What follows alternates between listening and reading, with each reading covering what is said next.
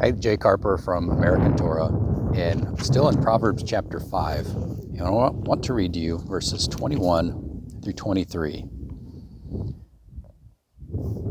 For the ways of man are before the eyes of Yahweh, and he ponders all his paths. His own iniquities entrap the wicked man, and he is caught in the cords of his sin. He shall die for lack of instruction, and in the greatness of his folly he shall go astray. God has given us breath. He's given us hands and feet. He's given us all kinds of resources that we use, our minds, our talents. He's given some of us great wealth.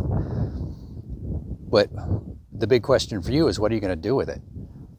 God has given us a set of instructions to use all of the resources that he's given us, whether it's yourself, your talents, your voice, or physical resources, money or property or whatever it is he's given you. And it's up to you to learn what those instructions are and put them into practice.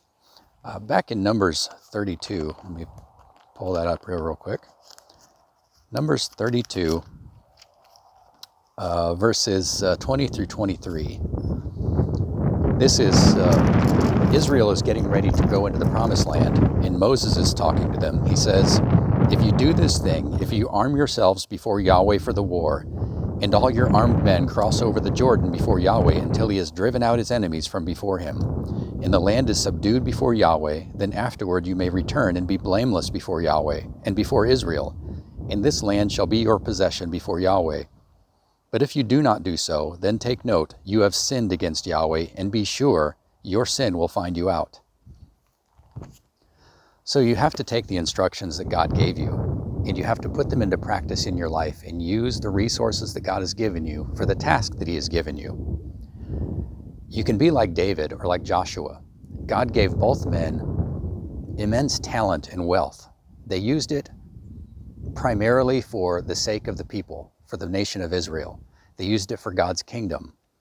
Or you can be like, to take a modern example, Jeffrey Epstein. God also gave him great talent and wealth, and he used it for corruption, immorality, and slavery.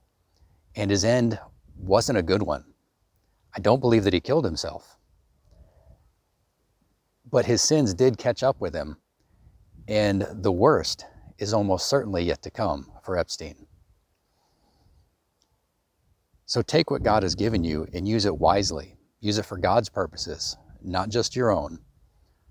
Follow the instructions that he's given us, and you will come to a much better end than you would otherwise. This is Jay Carper from American Torah. Be blessed.